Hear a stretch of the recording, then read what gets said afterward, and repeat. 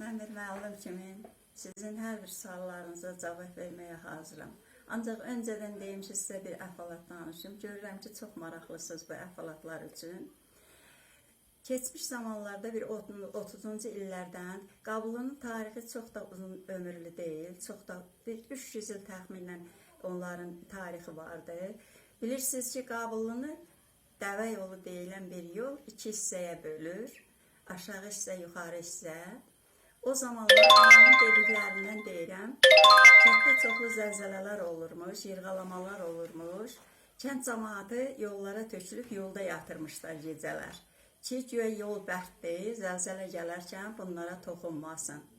Bildiyiniz kimi ora dəvə yolu, yəni karvan yoludur. Dəvələr oradan karvanla gəlib keçərmişlər. Zəlzələ başı verən zaman səslər əmələ gəlir yerdə. Demə bu zaman dəvələr gəlirmiş. Ora həm də İpək yolu da deyirlər həmən yola. Bəxtiyar o yolu gözəl tanıyır. Baxırlar ki, zıngıltı gəlir, dəvələrin boynundakı zınqırovlar səslənir. Deyirlər, aha zəlzələdir. Hamı yerindən durub yolda oturur. Bu zaman karvan gəlir, çatır.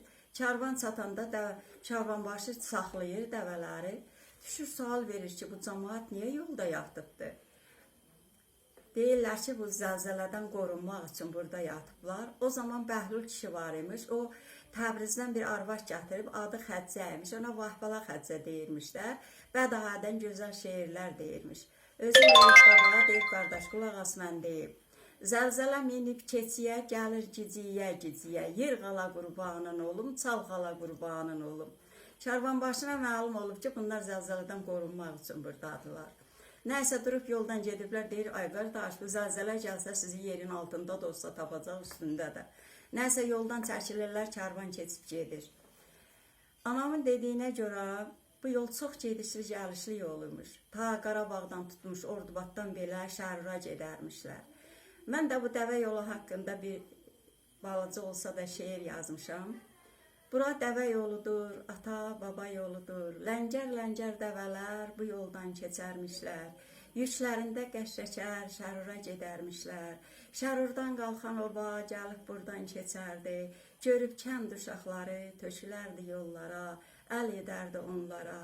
İndi yoxdur dəvələr, onu görmür nəvələr. İndi nələr var nələr, yolda şütüyür ciplər. İndi adı qalıbdı, köçün yola salıbdı. Anam belə deyərdi, bu yol dəvə yoludur, ata, baba yoludur. Sağ ol.